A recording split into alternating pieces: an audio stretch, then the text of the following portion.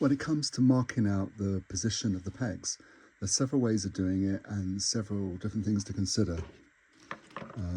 On the plans for this particular lyre, I'm using a 20mm spacing, which is what works well for these kinds of pegs, which is a top-mounted peg with it's tuned by key. There are different spacings that you can use. Some of the historical lyres are even much narrower than this. This is to give 7 strings across here with good spacings for the fingers here. Other lyres have smaller spacings here, but more space over here to put your hands. With the 7-string lyre, what we want to make sure that when we string the instrument up, that the middle string on a 7-string lyre is in the exact center of the lyre. Now to do this, we have to mark the pegs off center. Whatever pegs you decide to use, you need to get these first. We need to measure the point where the peg will go into the lyre, and then we divide that in half to give us the point where we need to attach the string. So for example, this is, if that's 8mm, that would be 4mm from the center line.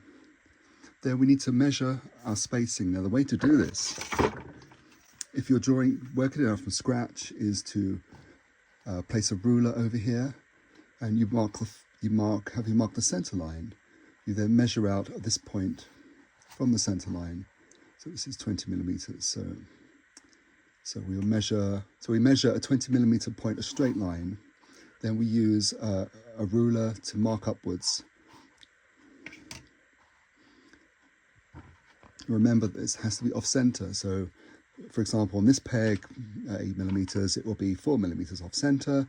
So our lines for the drilling holes, so the marks for the drilling holes will be 4mm off center. Now you can just take tracing paper and trace it on. But often when you're making a lyre, you'll get to the stage where the head is slightly smaller or larger, or there's some asymmetry. And so you have to adjust the peg's spacing to fit your individual lyre. But if you work from the center line, that's perfectly fine as well. Working from the center line means that whatever you do, it's going to be equidistant. The strings will be centered on the lyre, and there'll be no pulling of the bridge from left to right. It just makes life a lot easier if the strings are in the center. You can fit them off center, you can drill the pegs in a different way, but it makes it a lot easier if you're working with a center line to begin with. Now to actually put the marks on, here I have, you can see I've already laid a ruler on. I've already marked on the 20mm, and I've also used a square to mark where that intersects with the lyre.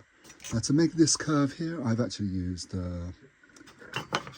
what I've done is I've set this up so that it's exactly midway. The hole is exactly midway on the arm, and I've basically used a scratch line along here.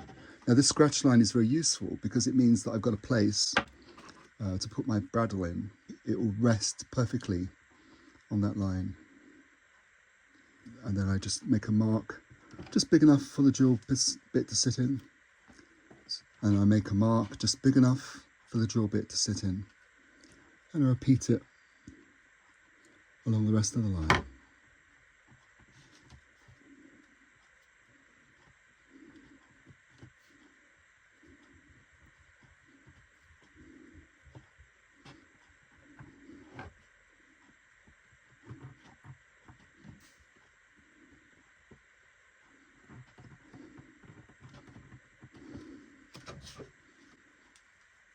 And now we can go to the drilling stage. For the drilling stage, we're going to drill a small hole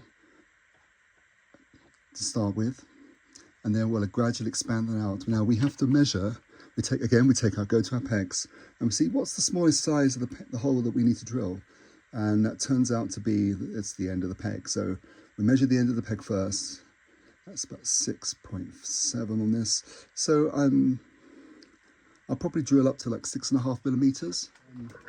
We get to the stage that we're going to use a tapered reamer that matches our peg, and we're going to taper each of the holes. You can do this by hand very carefully. Now the better way is to drill a slightly stepped hole to begin with. So we'll drill 6mm, 7, 7.5, and Now this guides our reamer. This will guide our reamer when it goes in if you're doing it by hand. Now luckily I bought a separate one of these and I've broken the handle off, and so I can put this in my pillar drill. So for pegs like this that are going exactly down, I can drill with a pillar drill with another one of these I've broken. You could buy an inexpensive one from China and do the same. This is more expensive. That's a nice one. So that's one way of getting a tapered reamer. If you break this off, this is just there's just a hole in the metal there, and this is round, so this will chuck into the pillar drill.